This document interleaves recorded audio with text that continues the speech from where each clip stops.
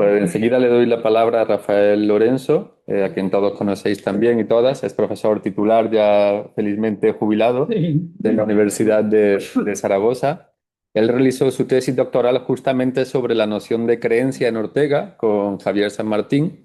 Hace ya años creo que la tesis no llegó a publicarse como tal como libro, sino solamente en un CD-ROM, ¿no? de aquellos. Y quizás por eso no ha tenido, yo creo, digamos, la atención que realmente merecía. Y ahora que el tema de la creencia está tan en boga y también a partir del libro de Javier, con la conferencia también de Volado, yo creo que, vamos, que es una obra también de referencia. Incluso el propio Javier lo dice también en el prólogo de su libro, en la introducción, que el libro también surge de una conversación con Rafael Lorenzo. En fin, lo digo solamente como en fin, una referencia, una obra a tener en cuenta, ¿no? Para los estudios de este tema. Y también a Rafael Lorenzo le debemos la recuperación de la figura de Manuel Mindán, de quien nos hablará hoy. Él es patrono también de la Fundación Manuel Mindán. Dirige allí varios cursos. Me decía antes que ya llevan 20 ediciones en Calanda, algunas de ellas dedicadas precisamente al pensamiento español, a la noción de creencia. También está muy implicado en la edición de la obra de Laín Entralgo. En fin, tenemos la suerte de contar con su presencia y muchas gracias, Rafael.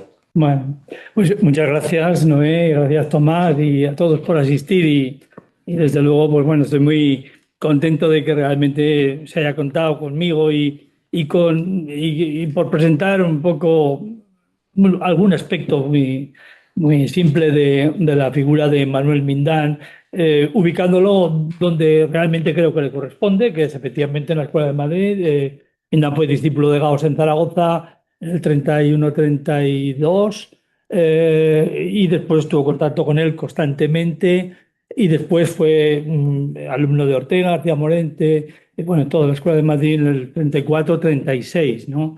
Entonces realmente tiene una vinculación clara. Pero en fin, yo aquí me ha gustado mucho también ubicarlo como discípulo de Gauss, porque realmente yo creo que es una vinculación confesada, como veremos hoy, por los dos, y que al mismo tiempo pues explica algunas cosas, y, en fin, y quizás no explique otras, pero de la posición de Manuel Mindán. Y también, pues bueno, decir que en la Fundación, además de la biblioteca personal de Manuel Mindán, pues tenemos el archivo personal de Manuel Mindán, del que yo he sacado unos cuantos documentos, en fin, una visión superficial con respecto a Gauss, que es el tema. Además de Gauss hay de muchas otras cosas. Están, desde luego, apuntes de Ortega, García Morente, de Zubiri, pero yo he recogido así, bueno, pues rápidamente, hay 38 documentos referidos a Gauss, que algunos de ellos, bueno, muchos de ellos son inéditos, algunos se refieren a cursos, y quizá también muy interesante, probablemente en esta mesa se debe decir, Agustín se lo he comentado antes, hay 11 grupos de apuntes de cursos de Gauss que Mindán siguió en Madrid, en Zaragoza. Algunos están publicados ya porque Gauss hizo la elaboración en las obras completas en el volumen de escritores españoles, pero otros están inéditos. Entonces, simplemente ofreceros que eso está digitalizado, y está, bueno, pues un poco a disposición de los que queráis trabajar un poco sobre.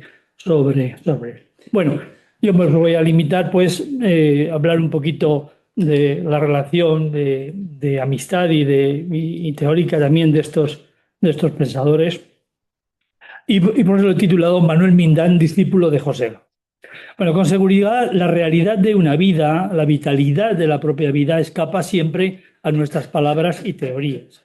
Esquematizar, conceptualizar y clasificar nos ilusiona, nos aproxima, pero no nos da una completa realidad vital que se escapa entre nuestras redes conceptuales. Ya lo apuntaba Gauss, la vida desborda infinitamente al pensamiento. Tanto Gauss como Mindán pensaron que su vida estaba vinculada con su obra. Pero la vida de uno y otro, la vida de todos, se compone de situaciones, detalles, avatares, angustias, gozos, traiciones y miserias que estorban a la claridad de la teoría. Sin embargo, la vida acaba y la obra permanece. Es una sombra pálida de una vida que fue y que se nos escapa para siempre. Para ambos, la vida del filósofo, su circunstancia, su psicología eran claves de pensamiento.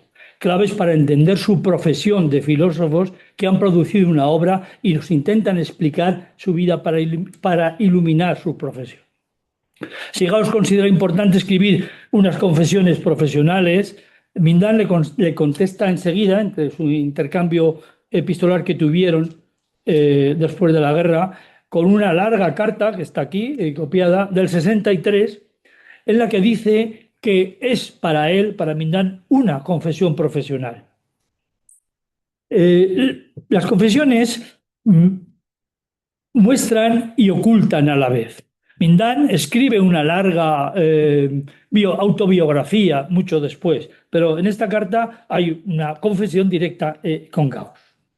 Las confesiones pues muestran y ocultan a la vez, y las confesiones profesionales están escritas con la clara intención de mostrar unas cosas y ocultar otras. No todo se confiesa, no todo se comparte. En realidad, el orgullo del filósofo le impide contemplar su vida plena y la disfraza detrás de su profesión. Esto es lo que importa, lo que aparece y justifica una vida. Pero la vida desborda la obra y algo principal queda oculto cuando alguien se confiesa como profesional. En la citada carta, en la carta de Mindan, Mindan empieza diciendo querido Gauss. Ya han establecido una relación y le empieza diciendo querido Gauss. Y se reivindica directamente como un fiel discípulo de Gauss. Sin ninguna presentación ni formalidad, comienza diciendo que jamás me he olvidado de mi antiguo profesor de Zaragoza. Y le confiesa viva gratitud, respeto y veneración. Para él, para Mindan, Gauss fue un modelo de profesores. Explica lo mucho que le debe en lo personal y en lo profesional a pesar de las circunstancias. A pesar de estas circunstancias, él dice que ha reivindicado su figura públicamente, sobre todo con los alumnos. Se considera un continuador de una manera de hacer filosofía que para él estaba representada de manera eminente en la figura de Gauss. Posteriormente, ya en los años de la transición y un poco antes, explicó Mindan y relató en muchos foros, dio muchas conferencias y escribió artículos sobre su relación con Gauss, exaltando su figura y relatando detalles y publicando artículos sobre su magisterio. En efecto, Mindan se encontró con Gauss en la Facultad de Filosofía y Letras de Zaragoza en los primeros años de la Segunda República. Su formación filosófica, la de Mindan, provenía del seminario y consistía en un tomismo escolar que a él no le satisfacía. En Gauss encontró la manera de hacer una filosofía actual y nada doctrinaria. Una filosofía rigurosa y bien documentada que abordaba los problemas con claridad y sin prejuicios dogmáticos. Por eso quedó deslumbrado. Mindan lo dice. No importaron entonces las diferencias religiosas ni políticas ni las diferentes formaciones. Mindan era sacerdote y de derechas y Gauss era religioso y destacado militante socialista. Pero la presencia de la filosofía lo cubría todo. Mindan aprende a pensar con libertad y sobre todo descubre que tiene mucho que aprender. Tiene la suerte de encontrar a alguien que le puede y le quiere ayudar con competencia y dedicación y se va convirtiendo progresivamente en el discípulo predilecto de su maestro. Sabemos mucho y hemos estudiado el ambiente de la Facultad de Zaragoza, conocemos el programa y el método de desarrollo de las clases de Gauss en Zaragoza. Pero no voy a decir todo eso, simplemente voy a citar un texto que Mindan copió y estudió, y se trata del curso de Introducción a la Filosofía que se impartió en Zaragoza en el curso 31-32 y que posteriormente Gauss presentó en sus oposiciones a la Cátedra de Madrid.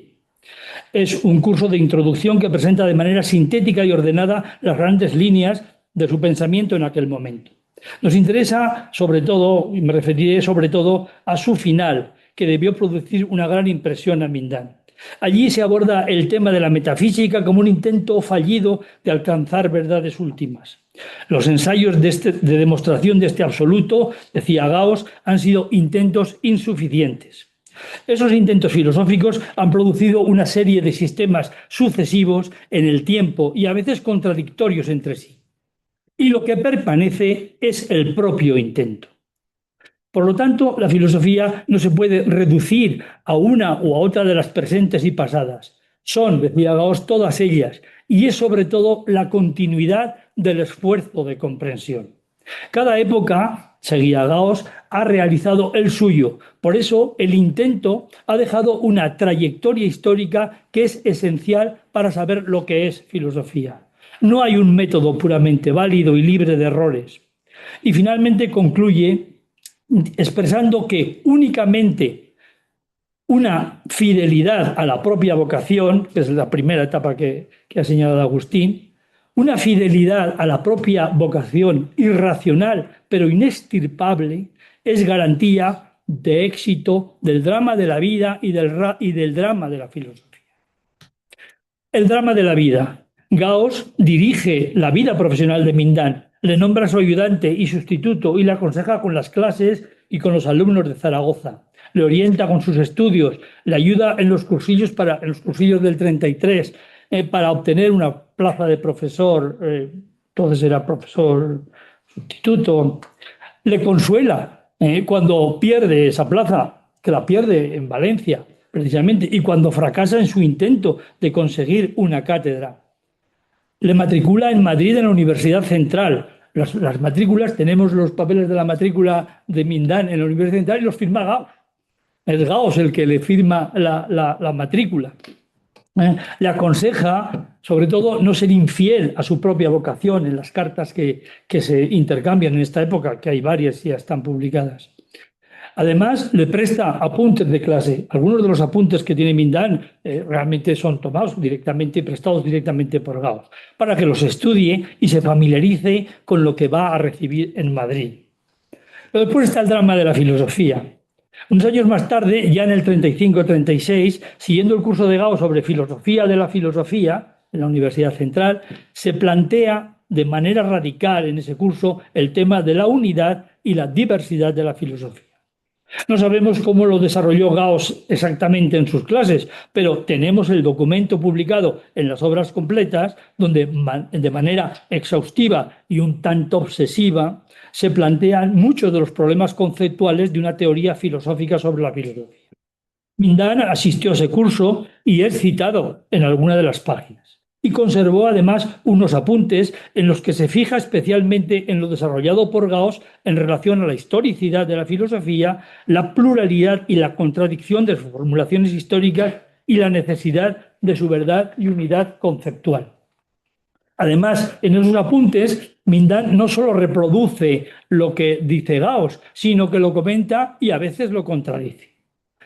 En estos apuntes ya propios de Mindán, reflexionando sobre ello, concluye que no ve tal contradicción y diversidad únicamente en la filosofía, sino que esa contradicción, dice Mindán, se da en la realidad misma. La filosofía necesita verdad y universalidad, pero la realidad es contradictoria y concreta. La filosofía, dice Mindán, más que un sistema excluyente de las otras posiciones, debería ser integrador de las mismas. Lo que integra las diversas filosofías a lo largo de la historia es su afán radical de alcanzar la verdad. Pero no todo el que lo pretende lo consigue o lo consigue totalmente. Esto es un comentario de Mindán. Es posible que ningún sistema lo haya alcanzado y que en cada uno de ellos haya una parte de verdad. Y concluye Mindán diciendo, y esto es literal, la historia de la filosofía es la prueba de que una realidad real es una unidad de contrarios, dice Mindán. Y sigue, si esto no es la solución de la filosofía, se le parece mucho. Comentario de Mindán en Apuntes de Gauss. Esta posición ecléctica, tolerante, perspectivista, estará presente ya siempre en la vida y en la obra de Mindán. Para nada es una renuncia de su vocación filosófica, de búsqueda de rigurosa de la verdad, ni tampoco de su condición de creyente. Es la convicción de que las contradicciones de la vida exigen una firme vocación de comprensión y que esa es la auténtica realidad de la filosofía, decía Mindán. Pero el drama de la vida sacude con fuerza a maestro y discípulo y ambos intentan salvarlo como mejor pueden. Mindán sortea la guerra viviendo en Madrid con una afiliación primero al sindicato de la CNT. Posteriormente es detenido y pasa por la cárcel de Alicante, de la que Gauss, una vez más, le ayuda a salir para terminar la guerra, colaborando con la quinta columna franquista, y nada más terminar la guerra, se afilia un pequeño tiempo a la Falange. Gauss acaba trasterrado en México, pero el drama no termina con el final de la guerra. Mindan necesita ayuda en su expediente de depuración, puesto que realmente había sido, digamos, militante de la CNT, tuvo que pasar por un proceso de depuración y lo obtiene de su compañero de curso Salvador Lizarraga. Por su parte, atiende después ya de la guerra y atiende de forma cariñosa y cuidadosa a la familia de los Gauss que quedaron en España y muestra su solidaridad también con su compañero Julián Marías. Después vino el tiempo de silencio y la ausencia de Gauss en España. En la citada carta habla Mindan de la incomprensible comunicación entre ellos, que le ha producido mucho dolor y que le ha sido muy sensible. Las circunstancias, él habla de las circunstancias, no lo dice en la carta, pero efectivamente las circunstancias son la guerra y la dictadura, causaron esa ausencia del maestro y ese vacío en la filosofía española. También Mindan a veces tuvo que esconder las enseñanzas del maestro, pero nunca lo olvidó. Expresa su voluntad persistente en la carta de tomar el diálogo con Gauss, aunque sabe que hasta entonces había sido inviable y lamenta ese cuarto de siglo de silencio, dice Mindan en su carta. Mindan, ya situado en el estatus filosófico español de posguerra, continuó su labor. Le confiesa en la misma carta que su ilusión hubiera sido ocupar la cátedra de filosofía en Zaragoza, en la que fue ayudante de Gauss, para continuar allí la labor comenzada por usted, por Gauss.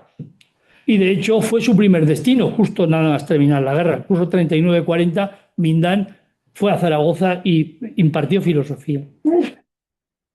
Pero la continuidad, desde luego, no fue posible. Al fin acabó en Madrid como catedrático del Instituto Ramiro de Maeztu.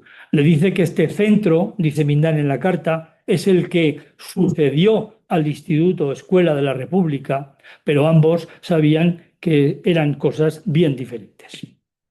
En la España franquista, Manuel Mindan ejerce sus funciones profesionales como filósofo en puestos más o menos relevantes, pero nunca de primera fila. Su papel en el Instituto de Filosofía del Consejo está siempre a la sombra de sus directores.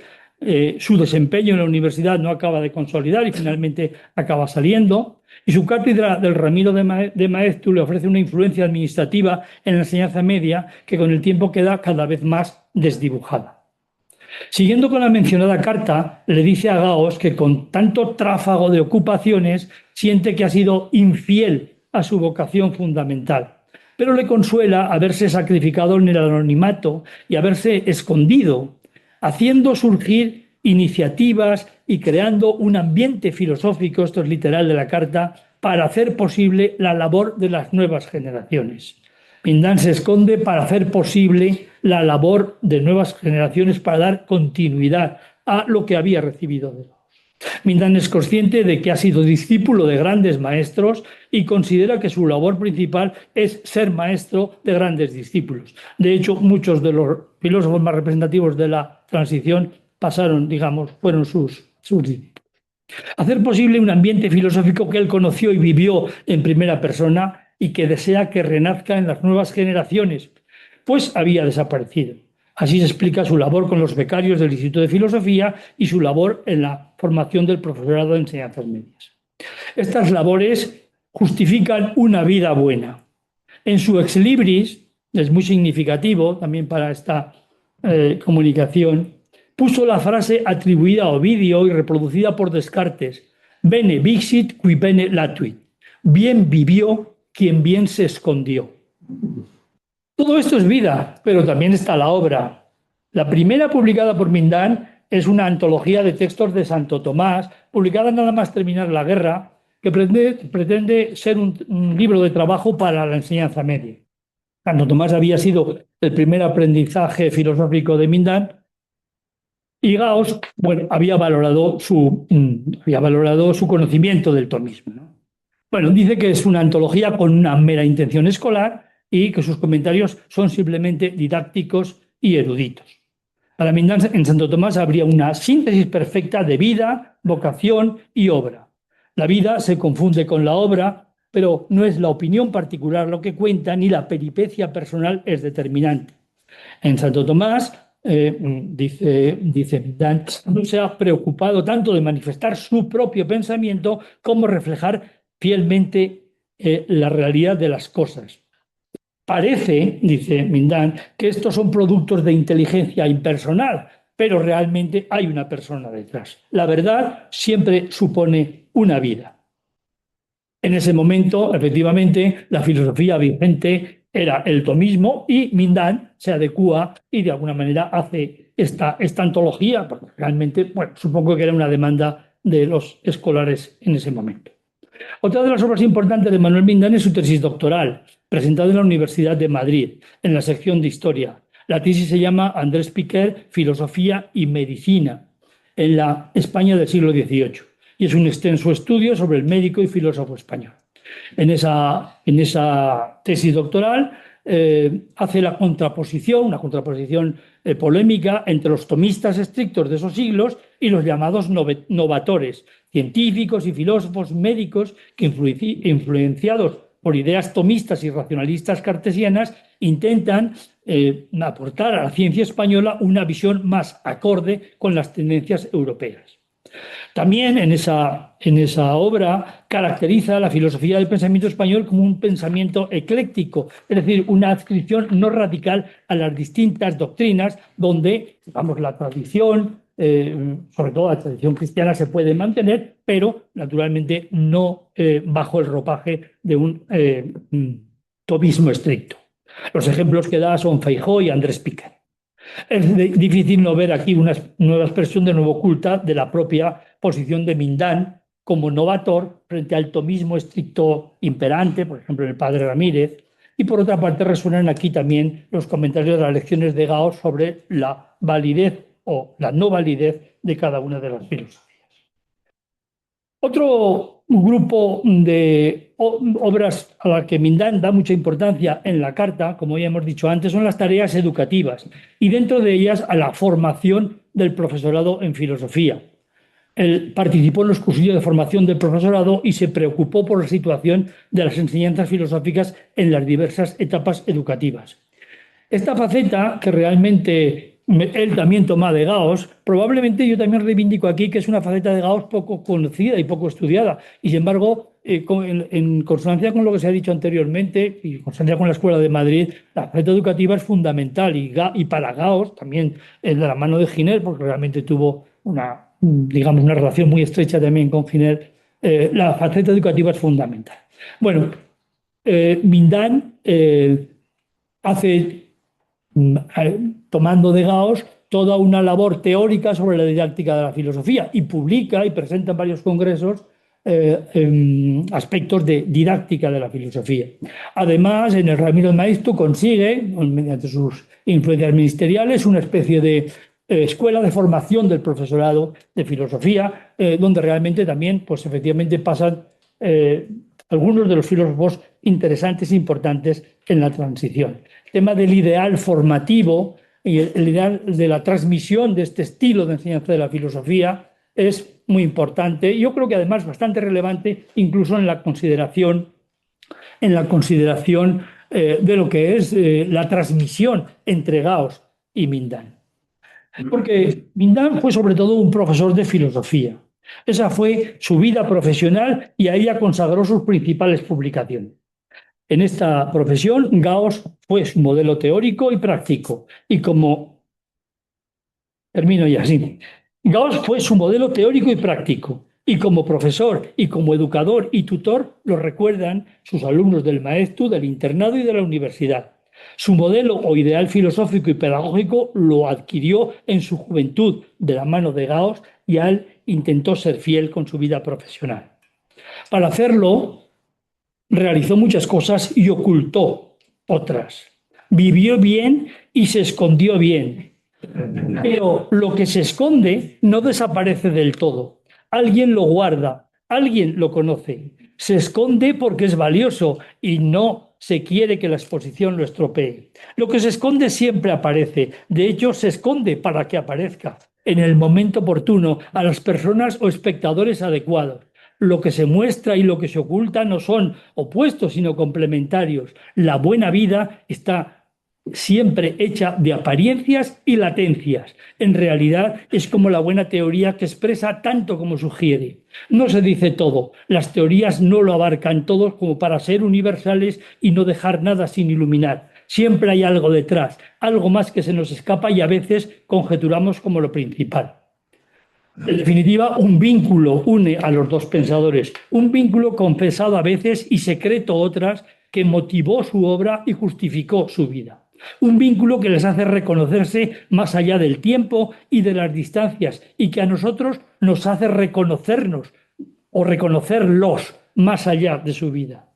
Sea vocación, menesterosa soberbia o necesidad de pensar la vida, es un vínculo que en definitiva persiste. Nos une con ellos desde este presente, esta vida y esta escritura definitivamente precarias e incompletas. Muchas gracias.